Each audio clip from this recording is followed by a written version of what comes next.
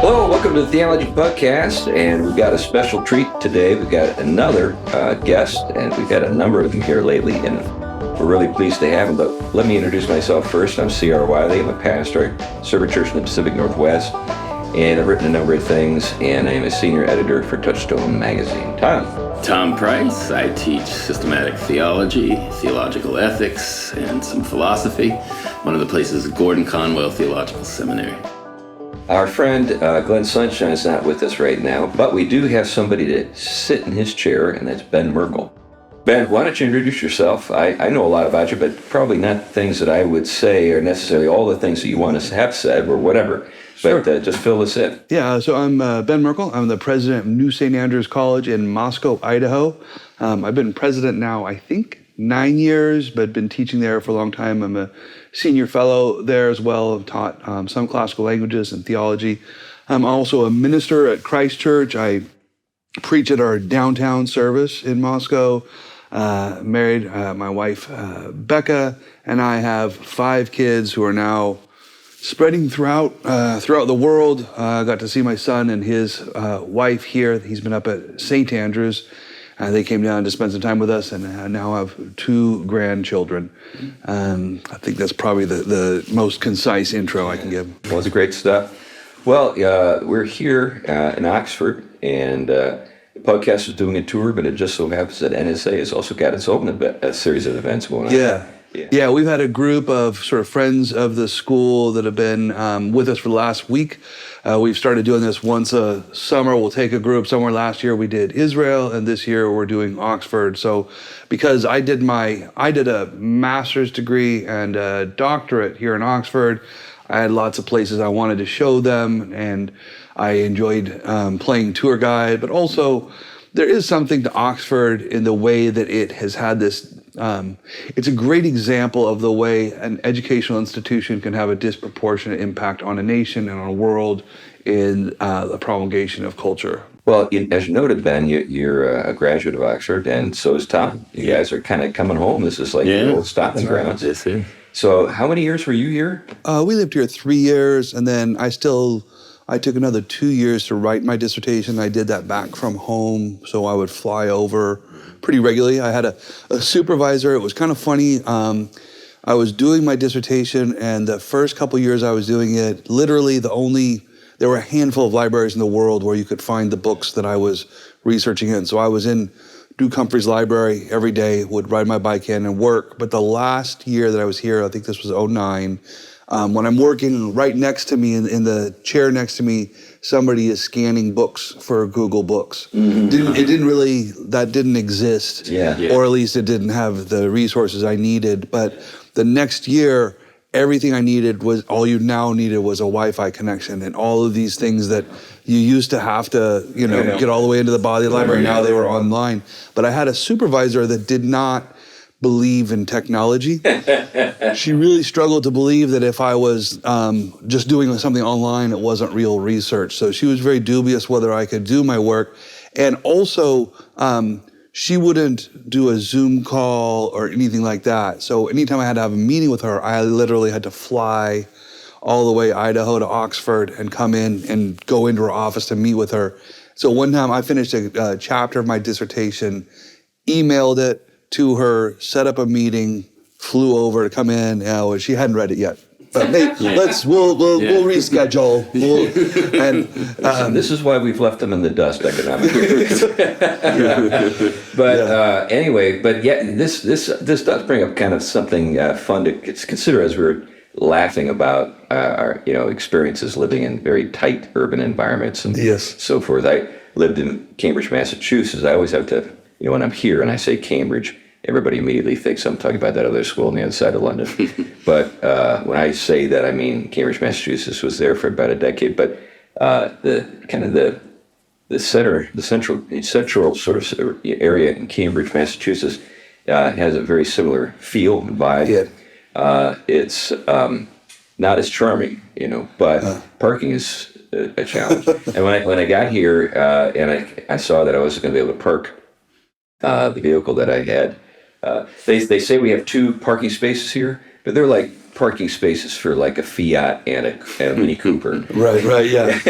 Anything larger than that, two don't fit. Yeah. And so I asked her, I said, do they tow her ticket here? And she had no clue what I meant. Yeah. And I said, well, in Cambridge, you just walk out some days. If you parked in the wrong place, your car would be gone. I mean, not thieves, the city. Just move it. And you'd have to go in search of it. She said, just ticket. I think they ticket then boot here. Yeah, the if I boot. remember right. The boot. Yeah. That's right. Yeah, I remember the boot. We'd see that too. Yeah. So they employed all sorts of measures. When I was pulling up here, so you've got the mosque a couple houses down, and I was there's one spot that's imam parking only. So you don't want to be. I dodged the imam spot, but I got the spot. Probably the men in the church would just literally pick up the mosque, I should say, but literally pick up your car and just move it. And that would be the kinder thing around. That'd be an act of generosity. Right. But there is a the old statement, America and the United Kingdom are two countries separated by a common language. Yes. There are ways of doing things here that are kind of fun, or kind of funny, maybe not fun to experience, but kind of funny. One is a kind of set of rules. My daughter-in-law has been handling all of our logistics. She said, I get it now. They throw a lot of rules at you at the front end, and then when you get in, none of them necessarily apply. So we've been discovering that there have been all these things we've had to do. Then we get there, and a whole different. It's a whole there's a warmth and a friendliness here, but it takes years to get to that. I remember reading. There's a book called Watching the English, which we didn't read it till our third year here, but once we read it, all of a sudden explained a world of sociological dynamics. But I think one of the things she noted in there was they surveyed English people and asked, if you rode the same bus with one person, sat at the bus stop together, sat at the bus together, how long would you need to do that before it would be, proper for you to acknowledge one another, like the head nod or whatever. That's right.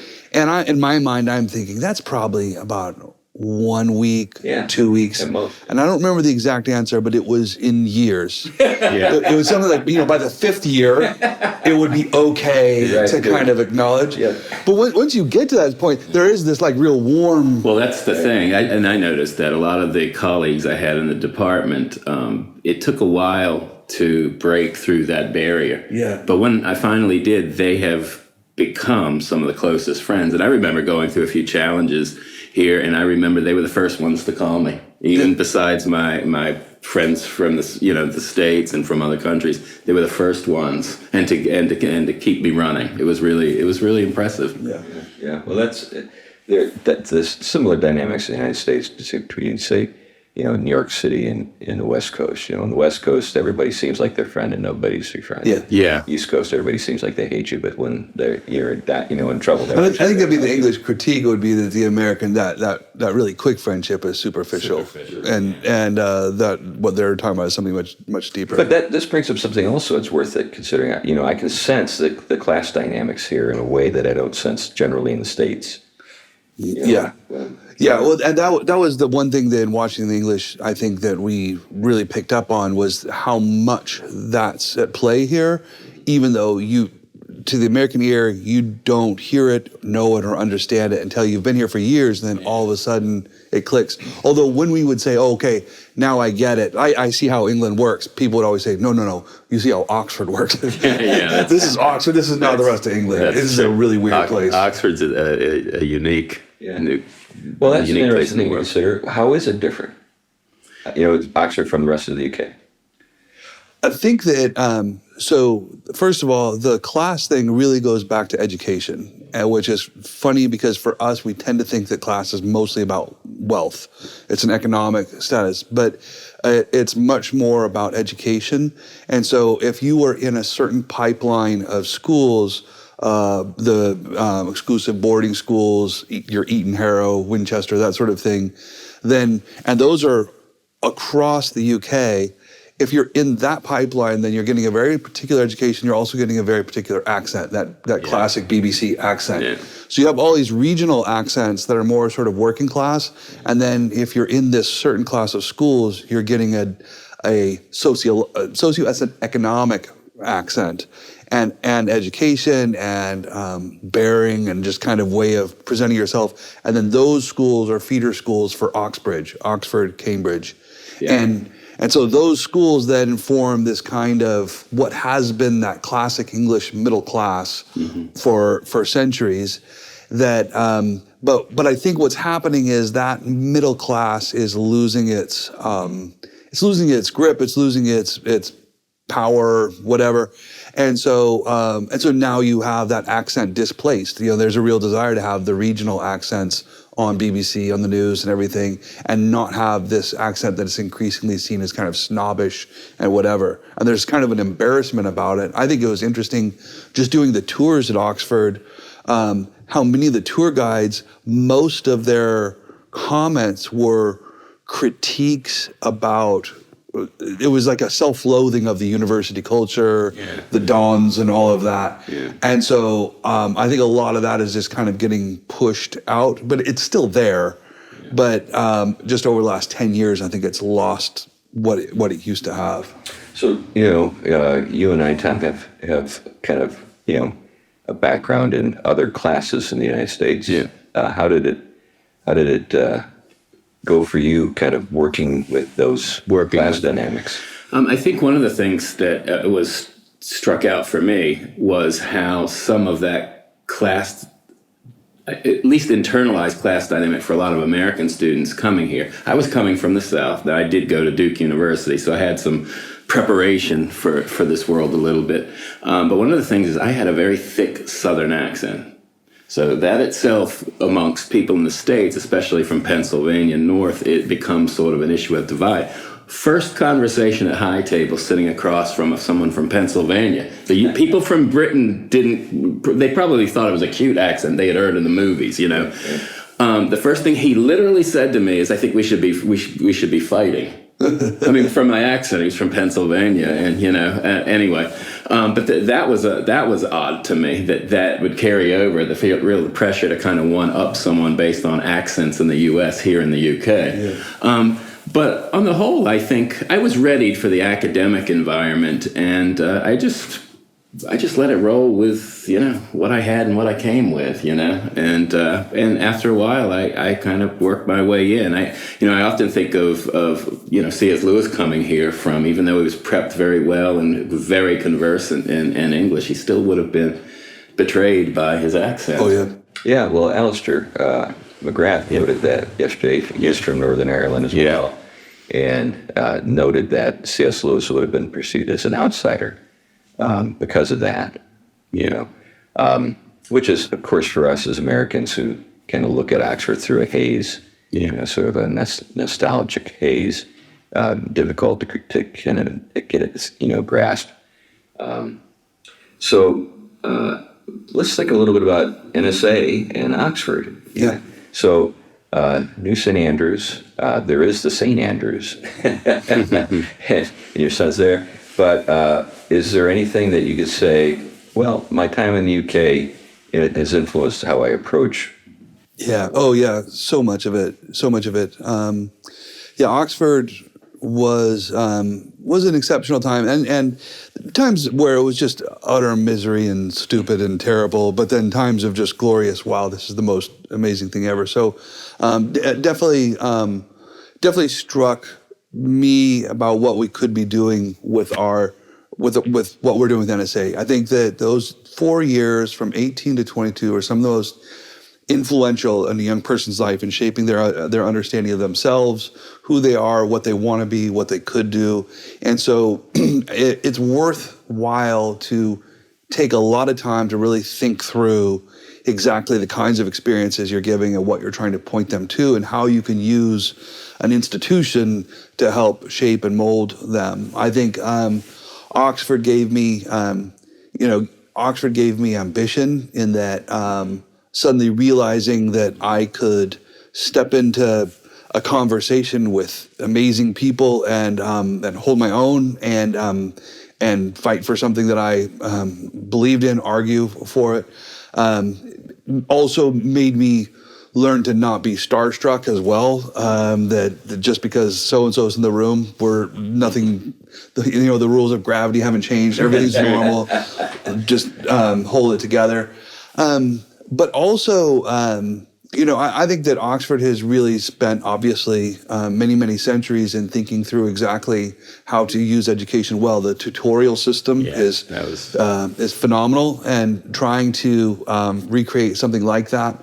I think the one real quirk of Oxford this is one of those bureaucratic things that is, you wonder sometimes, surely this could be more efficient, but I think there's something really, really helpful about the university college distinction. So in Oxford, you have the university, which is kind of this overarching administration, and then you have the colleges, which are these small little bodies of academics working together. And by making that distinction, you allow for a way to have at an institutional level to establish standards that you hold people to, while at the college level you can still have this small little community of people that are closely connected and striving and working for each other. So if you were let's say you were an English major and you were at Oriel College, you would be in this little group of scholars with a couple hundred students, and they would be committed to giving you a very personal experience and preparing you for a set of exams that the university administers to you at the exam school. So at the end of your 3 years, you go down to the exam school that the university administers, and they're the ones that give you the tests and evaluate your tests and give you your degree. And so you've got your teacher working for you, preparing you for this challenge that's ahead. And then the other thing I like about it is that it's very common at Oxford for your exams are always graded double or triple blind, meaning when you go down to that exam school, that you go with a number. They give you a booklet, you write your number on it, they give you the question, and you write your essay on this, and then you hand in your booklet. What all the English majors now have handed in that same booklet. And so when it's graded completely blind. It's not your instructor who spent the last 3 years developing, weird twitches about you, but you get this very objective grade, and it's done by 2 to 3 different instructors that all have to agree on the grade. So it's heavily normed to this very objective standard. I think that is, we don't have, I haven't seen that kind of care in the U.S. It's very easy to game the system there, less so here. Yeah. One of the things I remember you were talking about the college, and I know coming in as a doctoral student, seeing how tight-knit it was even for the undergrads. But I remember how important it was, especially moving here from somewhere else. That college becomes your family in a way. Yeah. And you're sitting next to people at formal halls and high table and the MCR, middle common room, where you and your peers meet, have drinks, talk. You're meeting people that are all pushing themselves the hardest intellectually in their field. Mm-hmm. And that spills over. It encourages you. You can run ideas off of people, some of whom don't know what you're up to, but can give you the kind of feedback that you don't expect. And I think it inspires your imagination as well by interacting with so much. But then we, as graduate students, we also have a faculty or a department for your field, like theology.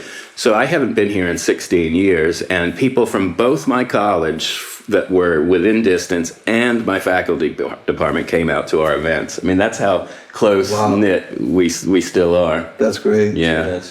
So one of the things that's a conundrum in American higher education is the problem of sort of reconciling a teaching school with a research university. There's things that are kind of pulling you in different directions, and more in particularly large American universities, the teaching is downplayed, and the research is, the thing. If you want to get tenure, if you want to be, considered a real contributor to the university, you're doing research. And you see that, the teaching is kind of a burden, kind of the cost of being there, and you try to slough off as much of it as possible to your assistants. So has that dynamic at all affected Oxford?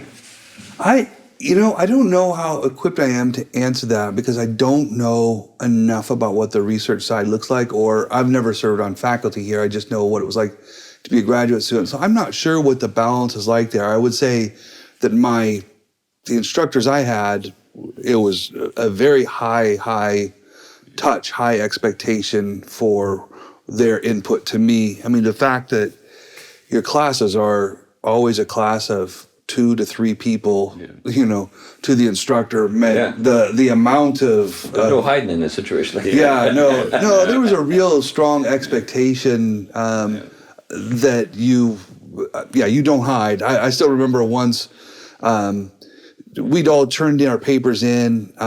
This was a class on Talmud, I think, and we'd all turned our papers in. I thought, having turned my paper in, I was done with it. And I remember sitting there, and the professor, he just says, okay, now summarize your paper.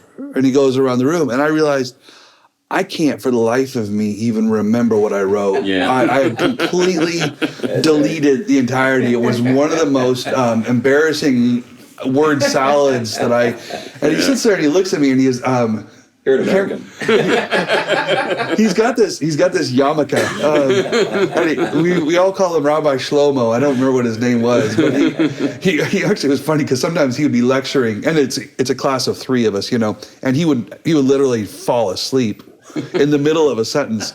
He was quite elderly. The Penguin. There was a Penguin version of selections from the Talmud that just came out, and he was the editor of it. He was a big deal, but he was at the end of his glory. And I remember him like falling asleep and wake. He kind of looks around and he's shocked at where he is. Kind of adjusts his yarmulke a little bit and then just starts talking about the Talmud again. Yeah. But anyhow, I remember him looking at me, just kind of moving his yarmulke around a little bit. I'm like, the paper was better than that. And then, they give you the puzzled look. You're a little bit in trouble. Yeah. Well, think about this a little bit. So when it comes to NSA and the emphasis on good instruction and so forth, having some knowledge of the scene there, you have larger classes than 3.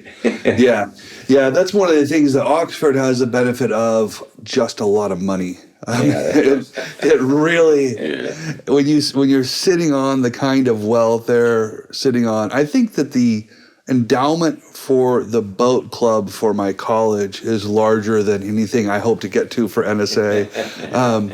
They're sitting on a lot of money, so what it takes for them to pencil is different than the calculations that we have. But that said, I do think that for us, there's a real high priority on teaching, on keeping the scale as small as we can. Right now, the push to go online with so many things, everybody acts like, they try to act like, well, it's about convenience. It allows us to reach more people. It's purely money. It allows you to, have fewer employees, fewer teachers, and multiply the students. And when you do that, at least the way most colleges are doing it, you're really radically shrinking the educational impact on the students. So that's one thing we're really trying to push against, is to make sure we still keep that really close connection. We are also in the middle of working on developing that university college dynamic that we're probably 5 to 10 years out from being able to fully drop into that, but we're in the early stages of setting all of that up. Well, I think that push to move online has been, from my own experience teaching, started out sounding like it was a good idea, and as you get into it, it starts to increasingly seem a terrible idea. Oh yeah. I mean, and even at one of the institutions I won't name that I've been a part of, it almost seems like they've prolonged the continued danger of COVID all the way up to this moment, just to still allow an excuse for half of the classes to remain on. Oh, absolutely, yeah. Yeah, there are lots of ulterior motives for the COVID. My son was talking to a friend of his who, was in his class in Moscow and is at another college now, and his classes, you can opt to do online still. And so he doesn't live where his college is. He lives somewhere else. But he said, yeah, I can finish all of my college work. He's a full-time undergrad. I can finish all of my college work in about 5 hours a week. Oh, man. Yeah. And but that's not abnormal. That's like really normal now. These kids, that's why we're so shocked when they show up to a job where you're expecting 40 hours a week, and these kids are like, I can't do this kind of work. This is ridiculous. Because we've spent 4 years teaching them that this is what it's like to be an adult, and it's not. Yeah, and you're also losing out on all of the sort of the subtle nonverbal things that go on when you're actually with your professor and he falls asleep on you. Now, I'd like to revisit a couple of things because I'd like to, have a little, thought experiment with regard to NSA. But before I get to that thought experiment, I'd just like to think a little bit about what I think is the conundrum that a place like Oxford or Yale or Harvard or Cambridge is experiencing right now, and that is the reason why everybody wants to be at those places is because they're exclusive. Yeah. Is because they have high standards and because they're old and prestigious. And they're embarrassed by all those things and spend all their time tripping over themselves to say, we're just like you. We're just regular. We shouldn't have these highfalutin accents anymore. We should have, Cockney. Cockney Right. is just good. Yeah. So, how do you deal with that? I think there's obviously an ideology that is kind of like swept the world. An egalitarianism that's just kind of breaking down everything. But how do you navigate that? How do you sort of say, you know what? Being exclusive is actually a good thing. It's okay. Well, I think one of the things you will see, just especially walk through town and listen to people, you can tell they're coming from all over the place. But you will also hear, especially with the undergraduates, a strong inner Oxford way of speaking. So it's almost as if on the maybe the administration and the others are embarrassed by it. Those students are coming here for that, and they are being shaped by that. Now, I have some old jokes about some Americans who picked that accent up very quickly, and now they happen to be metropolitans. But I won't say anything or who they are, and they're from Idaho originally. I remember one hilarious moment. So this is the Christchurch, the dining hall. This is the Harry Potter dining hall. I mean, one of the high dinner where it's all going down, and this guy gets up and he has the poshest of all possible accents. I mean, everything, he sounds like he's straight out of Bertie and Wooster. Everything is, I say, old chap, what, cheerio. And it was way too much. And then finally it comes out later on, somebody tells me, he's from Arizona. It gets worse than that, but I won't tell it on camera, but I'll save it for later. But there is that sad person who comes and puts it all on. It tends to go in one of two directions. I was the opposite direction. So I almost never wore cowboy boots at home, but here I always wore my cowboy boots. George Strait all the way up. But I do think, there's something. Well, okay, you at your recommendation, I just did what's the book Troubled, and his last couple chapters on luxury beliefs. Was I thought really profound, insightful, and helpful. And listening to over the last week, all of the people who are here, a part of Oxford, being embarrassed and super critical of the legacy of Oxford, the power, all that is accumulated and whatnot, struck me all as one big luxury belief. Yeah. They're in the middle of Christchurch is really funny as a college because of the facilities and how common the facilities have been used in filming so many things, Harry Potter and whatnot. And it's architecturally imposing and striking. Mm-hmm. So you have a disproportionate number of tourists. They're all flocking to Christchurch.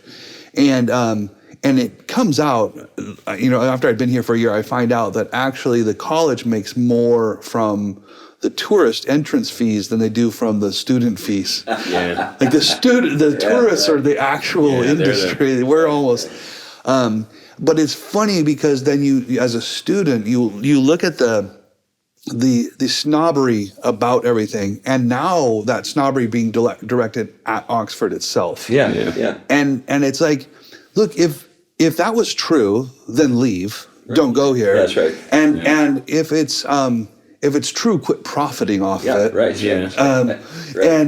And if all of your critiques landed and were taken seriously, then all of this goes away. Right. So why are we here? Right. That's right. Well, there's a Go ahead, Tom. No. I think that I was just kind of emphasizing his point. I think that all of that peculiarity is what makes this what it is. And to be embarrassed by it, that's one thing. But to get to the point where you're starting to dismantle it, you lose it all. Well, it does sound like they're trying to dismantle it. They're just trying to put a gloss of that's right. That's usually what it is. I don't think they're Yeah. Now, the other thing that you noted earlier is that you because you were here, you're kind of acclimated to the world of really smart people. You're comfortable in a place like this. I know that was, when I think about my time at Harvard, that's probably the biggest thing I got out of it. I can walk into a situation now and just be at ease. Yeah.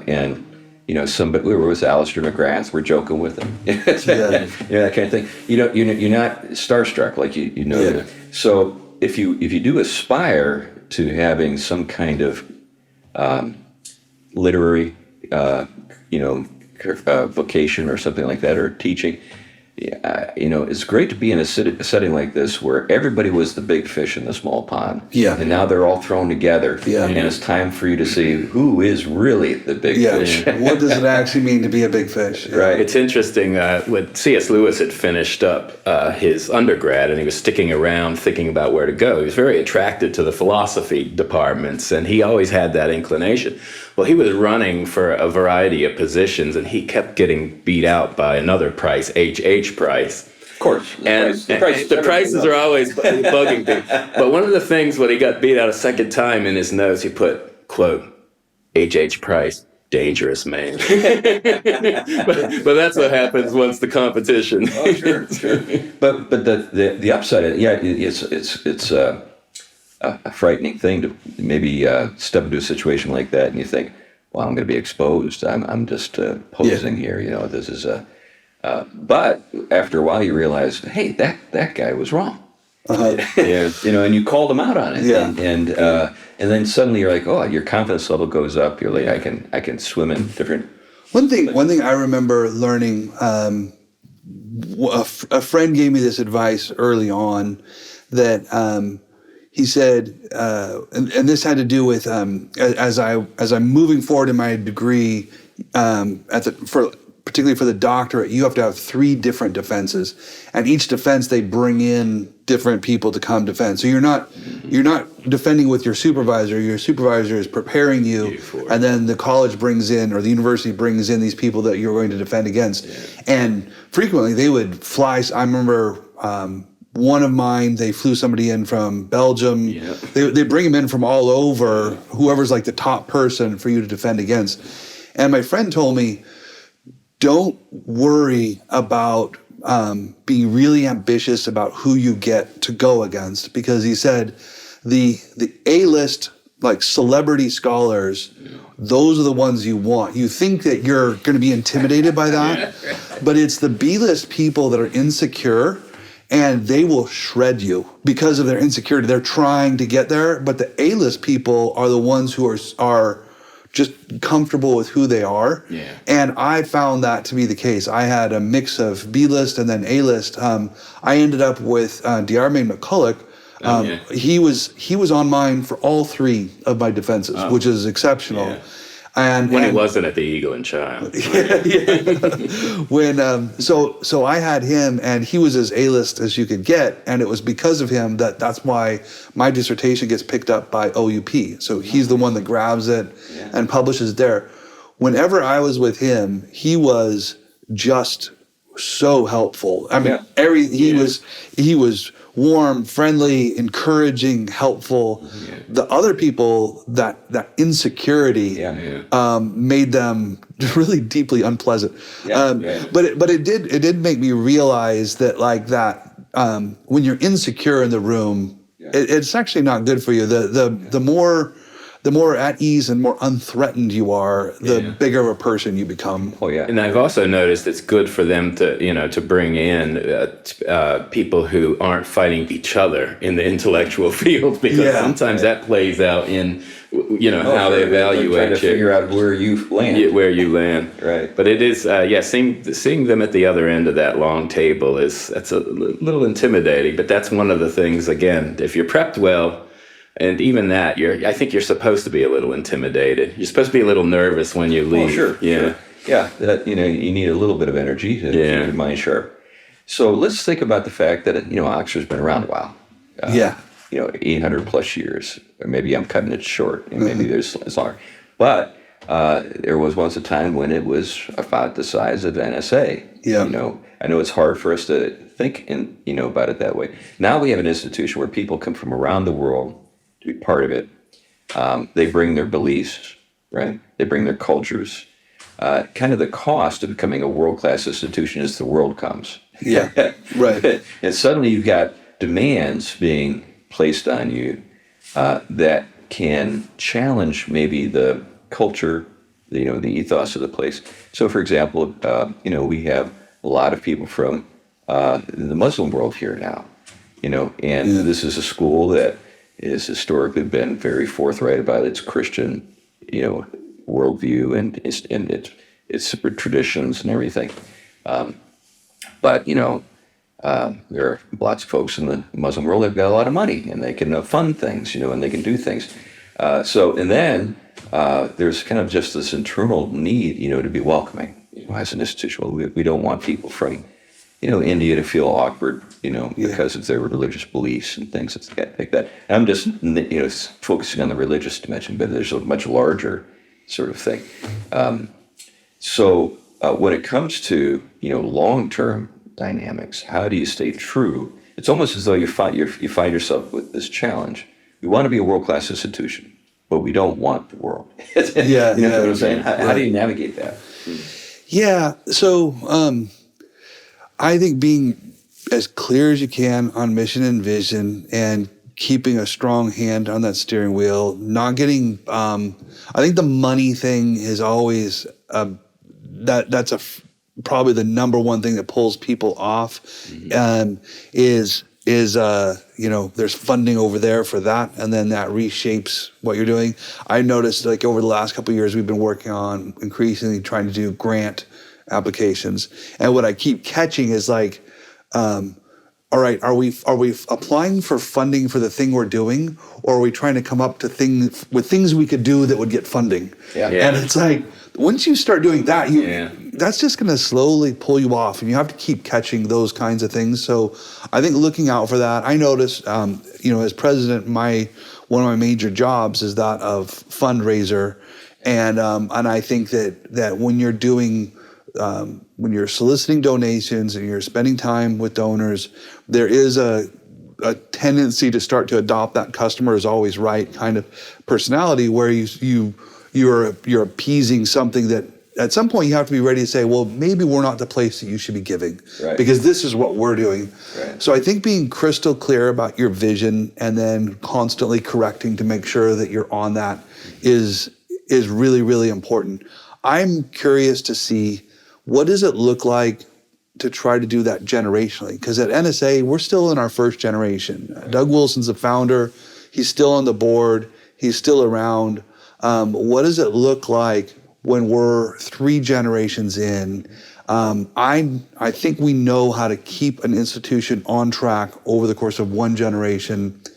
Do we know what it's like to do it over multiple generations? That's a real challenge. Yeah, that is a huge challenge. You think about places like Yale or Dartmouth, or, you don't have to come to the UK. We've got schools in the US that are, hundreds of years old and are very far away from what they were when they started. And that is a challenge. And maybe it's not really possible to kind of make it, a structure that's impossible to corrupt. I think that's right. I don't think that there's like, can you just make a rule? Can we just make that one rule that makes it so nobody? That probably doesn't exist, and I think that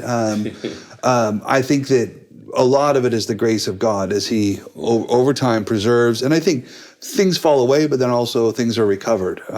We could see Harvard back. We could see Oxford back. And you saw even in the theology department that we may not go along with all, but there were constant renewals in schools and movements that kept breathing fresh life. And in every generation, there are a bunch of people that get kicked out. We were talking about Christ Church when we think about the Wesley Boys. The Holy Club. And we think about them as like, oh, they were like the bastions of orthodoxy. At the time, they were considered kind of edgy. A problem. I think another piece is early on when I was first kind of taking leadership, there was a little bit of an insecurity about provincialism. We don't want to be provincial. And so there was a desire to make sure you're getting faculty from all over. Yeah. And then after a little bit, I realized the faculty who had NSA undergrads, who had gone out to get degrees and come back, those were the guys that understood who we were the best. Yeah. And I've quit worrying about provincialism. That's something other people use to make you feel insecure about owning your own vision. Yeah, that's and so learning to not give a rip about certain things, I think, is important. Yeah, I have this dream. This is kind of a fun thing. I'm envisioning 400 years from now. In New St. Andrews College is the school that everybody thinks about, and no one remembers what St. Andrews was. It's this, institution with a global reputation. There's a bas relief with Doug with his flamethrower, and there's Christopher Hitchens,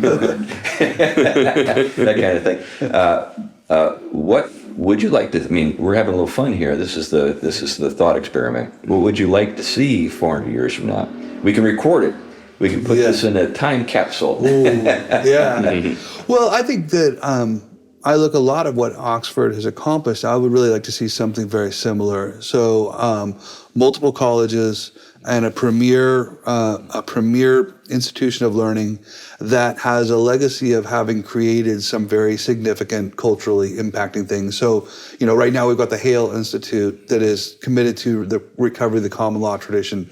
I'd love to see the common law tradition recovered in the U.S. and to find out that it was NSA grads that were at the front of doing that at policy level, but also as as politicians, as lawyers, and enforcing law and developing the recovery of the common law tradition. I'd love to see. I want to return to that, by the way. I don't want to cut you off, but let's return to common law tradition and then finish up. I'd like to see classical Christian education sweep across the U.S., have NSA have a disproportionate impact on that. I'd like to see pastors throughout churches that have NSA somewhere in their background. I'd love it if we were able to get to someday doing a graduate degree in architecture and actually really retake architecture. I think that my impression is in order to actually have an impact on architecture itself, you would have to have a school of architecture, you would have to have a trade school where people are learning to actually do the work, and then you'd also have to have a legal arm that would completely remake building code, because every time you point to a building and say, why can't we have something like that? Yeah. The architect will say, well, nobody knows how to do it, and then if we did know how to have people who knew how to do it, it wouldn't be legal. Yeah. And so I think you have to have a place that actually takes the time to conquer all three of those so that we can start building beautiful buildings. And of course, coupled with the classical education and the theological emphasis on aesthetics, which I think is the key loss. Exactly. Yeah. Our buildings are we think that you need engineering in order to build it instead of the arts. And so that's why we have buildings that look like what they do. That's right. I'd like to see music. Music has been a major thing in Moscow. I'd like to see worship music throughout the America reformed. So all these kind of cultural waves. We're a college is a place where those things can be conceived, built up, people trained, equipped, and then it can flow out. And I'm hopeful that NSA will be at the front of that. But I also hope that over the next 20 or 30 years, we see 7, 8, 20, 30 more NSAs, such that the kind of school that we're doing becomes the new norm or not the norm. I think that's wrong, but an expectation for a certain kind of kid. Yeah. I'd like to see those all over the U.S. Yeah, each one of the things you noted, I think, is worth diving into a little bit.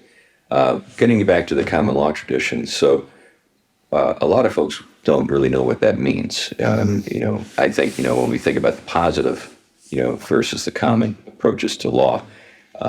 Actually, someone like Oliver Wendell Holmes in the American scene was a person who was responsible for sort of promoting the other approach and kind of the eclipse of the common law approach.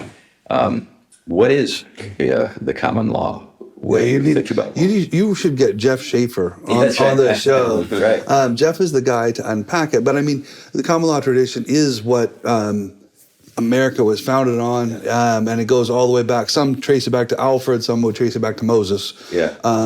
But it's this idea that we have, I think it's basically an application of kind of natural law to the legal tradition, though rooting it really in the authority that God has given to man to establish law and establishing certain principles that are biblical, but that can be unpacked into countless different situations so that you have precedent that you can appeal all the way back to in this coherent system of law.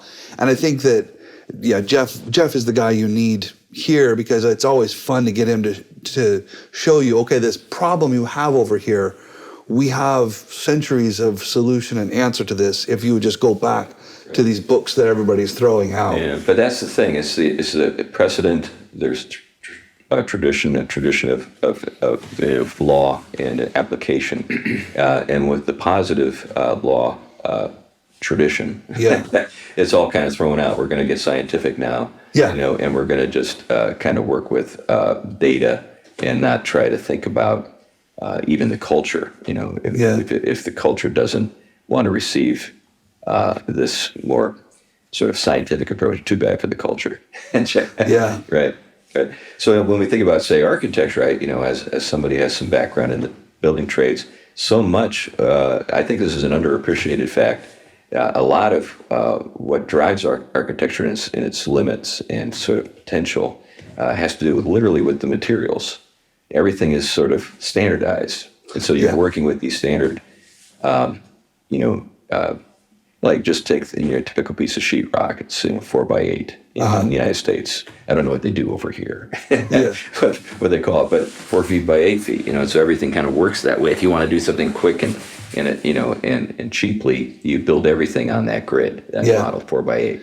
Well, I've noticed this just in the brief little building projects at NSA. It's crazy how trying to get people to not drop the ceiling with the little, what is that? The drop ceilings, the like the metal.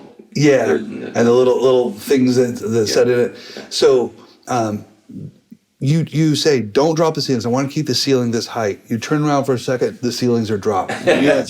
Or if you say, I want a flat finish on the wall, and you turn around for a second, turn back, they've done that orange peel texture because they've got this standard way of doing it that is cheap and quick and simple, and it's just how they do it. And it doesn't matter how often you tell them, look, you don't have to make it ugly. Like we can, there are some certain things you just, and it doesn't take any more effort, but they have the standard way of doing it, and you can't get them to not do it. Breaking that, psychology, if not spirituality, is tough. But it's when you have that liberal arts base where you're like, no, there's an aesthetic thing here, and there's I appreciate the engineering mindset and the gifts that it brings, but when it's put in charge of making ultimate design decisions, frequently it misses some of the much more important things. Well, there's the engineering side of that, but there's also just the costs. Like here we are in a room that I think this is probably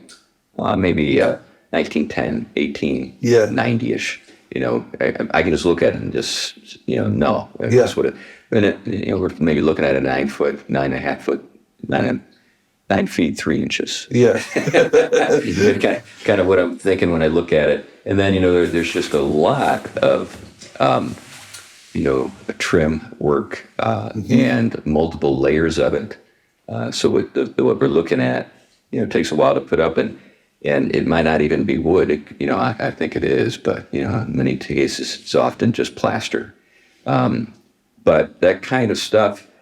Just think about Oxford. why do people come to Oxford? Is it for the building that was built last year, or is it for the buildings that were built hundreds of years ago? Yeah. And I just saw a recent, article, I think it was in the Spectator, talking about the decline of Oxford, but it was talking about it from the buildings that were just built. And it was actually looking at one of the ones that's brand new. I don't think it was the humanities one, it's one of the science buildings, but just... Yeah, I'd say, when I'm looking at one of those buildings, I'd say, I could be anywhere in the world right now. This could be anywhere. Yeah. There are buildings that we say, oh, that's Oxford, and there are buildings that this could fit anywhere. Yeah. The sciences have the ugliest buildings here, they do. Yeah. Well, that's pretty obvious. There's a reason for that.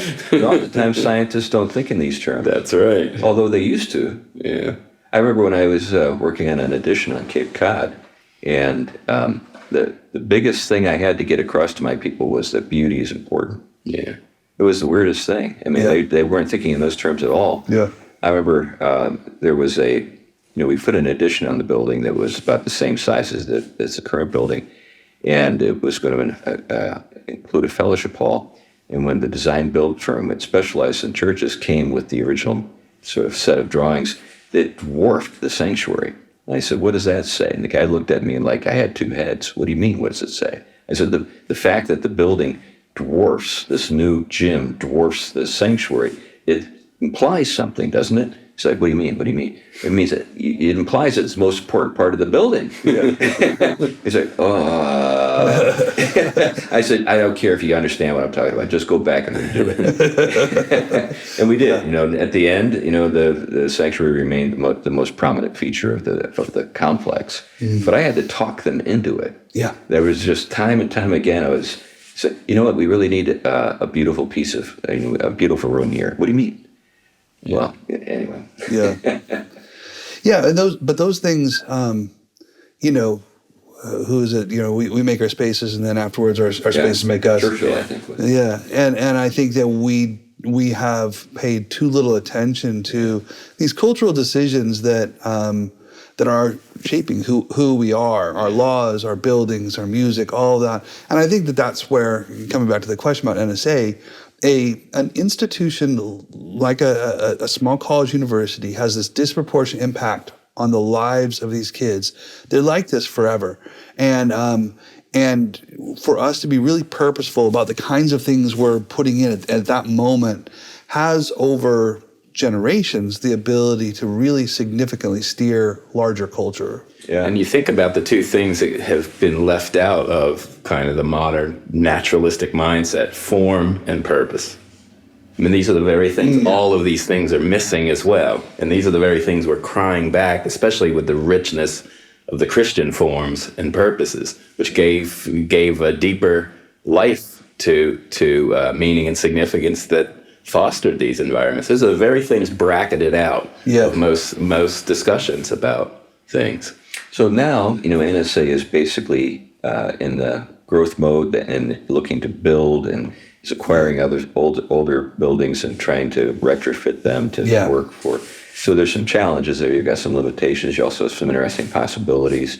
What is your sense for the next, say, 10, 20 years for NSA? The next 10, 20 years, I think it's really high priority on getting facilities where we need. High priority on, I think, getting faculty, the right faculty. I mean, we're in a growth mode right now. And right before we were in growth mode, I said that the biggest challenge for us will be getting the right faculty. Now that we're into it, I can say I was right. And also when I said that I had no idea how important that was, it's hard, it's difficult getting the right faculty in the right spots.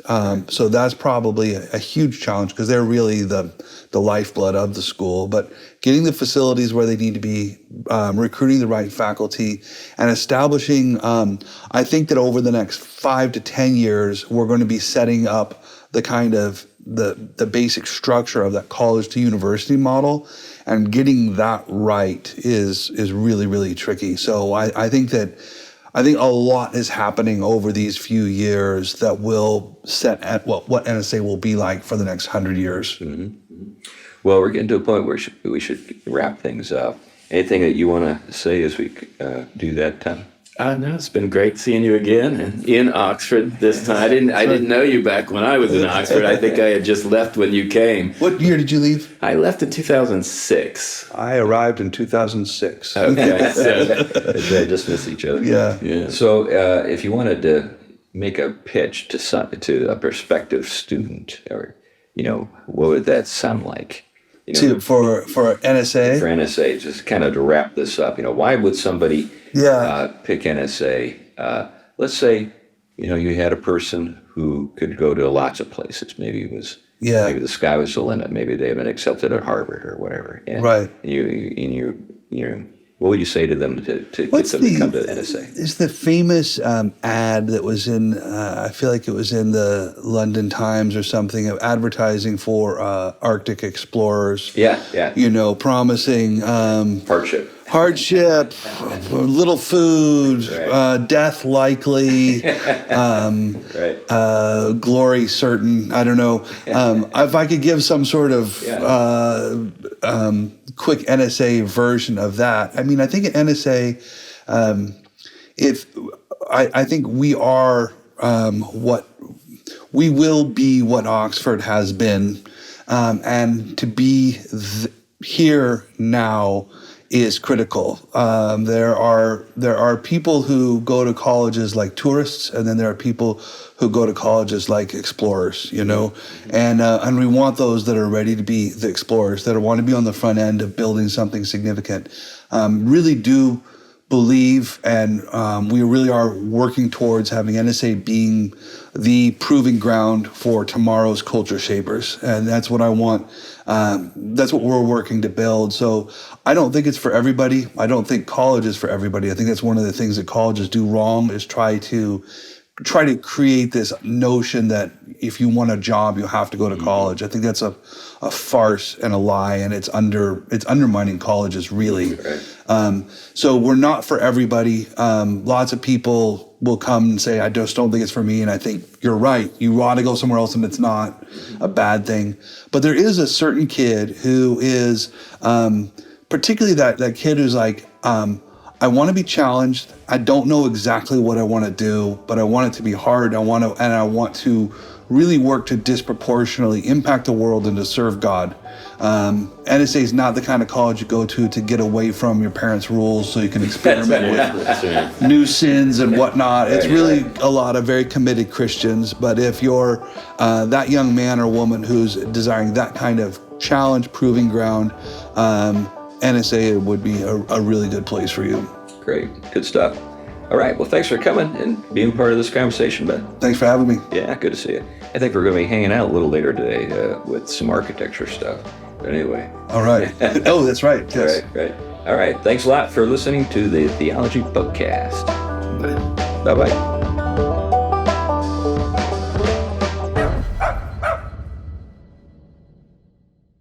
The Theology Pugcast is a ministry of Trinity Reformed Church in Huntsville, Alabama. To learn more about the church, you can visit trinityreformedkirk.com. trinityreformedkirk.com.